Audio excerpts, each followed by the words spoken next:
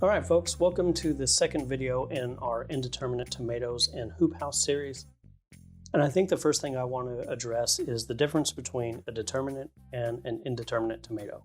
At its surface level, a determinate tomato, also known as a bush type, will typically grow and then set all of their fruit at once, and within a few days, all the fruit is harvested, and the vine kind of winds down production. Now, an indeterminate tomato, or a vine tomato, is going to put on fruit just a little early and then continue to set and produce fruit generally until the first frost. Now, I don't want to get too much into why you would pick one or the other because they both have their place. And so I'll just basically talk from experience, and that for my operation, I needed as many tomatoes as I could possibly get year round with a lot of consistency. And I kind of specialized in cherry tomatoes and not so much slicers. So the varieties that I picked, of course, were indeterminate tomatoes, specifically bred for hoop house production.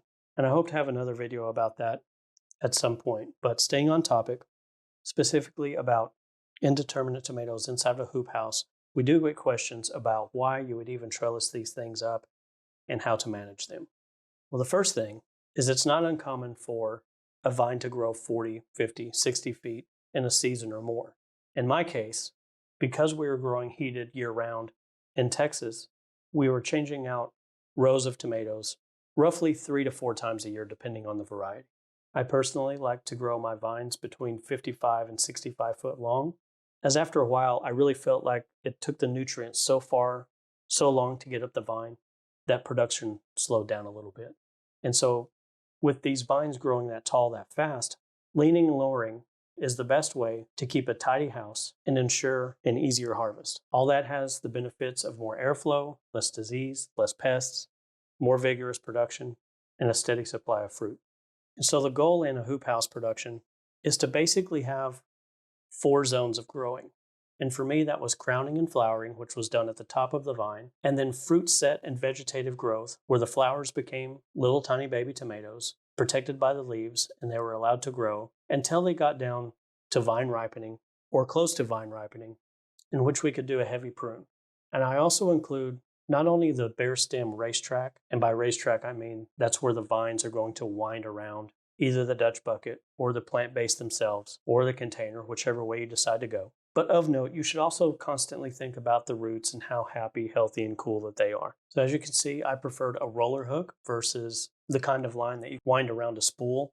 And I'm really honestly not even going to cover that because I did not have hardly any time with that method. And so everything I'll be talking about today and in subsequent videos is going to be talking about the roller hook assembly. Now, the purpose of these indeterminate tomatoes is to have a single leader, and some people like to have a double leader, and that's totally up to each individual farmer. And it should be noted that some of the same principles that we do for tomatoes can also be applied to cucumbers, peppers, and other vining crops. So here's a few pictures of inside of my hoop house. One thing to note, especially when we talk about the setup of this video, is that my sidewalls were much shorter than I would have cared for them to be looking back on things. And so that top wire was set much lower. So the same principles applied, we were just dealing with a much shorter zone. But getting into the questions that we usually get, why even trellis these tomatoes? Well, on that single leader that we spoke about, this vine is going to grow very tall, very fast. And when that vine gets tall, one of 2 things are going to happen. If it's not trellised, it's going to be on the ground and it's going to be a big mess.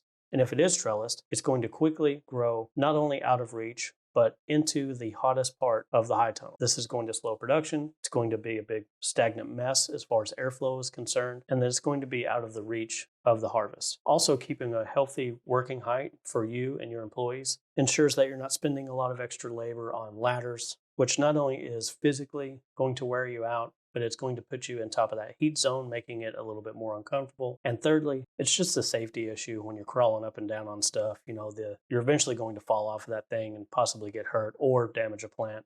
Neither one of those is good. And so as we go through and we create the zones, we're basically making a naked vine that can be laid down as the crown and the fruit sets and the leaves and then the harvestable fruit have room to grow roughly from the knees to just about arm length above your head. And I know these graphics don't fully illustrate the lower and leaning, and that's why we did such a long video in video 4. But just know that after these things are pruned, that spool is going to go down the wire and actually move from the place that it was to further on down, and it's going to lay down in a circular pattern around the base of the plant. So you're always going to have this nice working height. And because these vines, as they multiply and circle around each other at the bottom, because they're kind of tucked close to the plant, you're not stepping on them, you're not damaging the plant. And because you're removing the lower leaves, you're getting rid of all of this air blockage. So as you roll up your sides, cool air is able to pass through to the zone where the fruit is growing and really pamper the harvest that you're trying to protect. And at the same time, you're creating enough space up top where all of that heat is collecting to either vent out or at least stay out of the crown or the tip of the plant. So going back to our first graph, leaning and lowering is going to allow you to develop the top, the middle fruit and vegetables, the middle fruit set and vegetative growth that's going to protect the tomatoes as they're coming on, and then allow you to clearly see what's ready to be harvested and what needs to wait a couple of days, and then allows you to heavy prune as that bare vine becomes part of the longer racetrack down at the bottom. So again, here's a couple of little pictures where you can see those vines going horizontal as the vine itself is going up and putting on new fruit, new flowers, and new vegetative growth. You'll notice that some of my pictures are elevated because of how my drains were set up for the Dutch buckets. And I actually wound up losing roughly 2.5 to 3 foot of harvest zones. So we had to modify that a little bit. But here in other videos, you're going to see how we get the full length of the vine. And up next, we're going to talk about your trellis setup in a hoop house.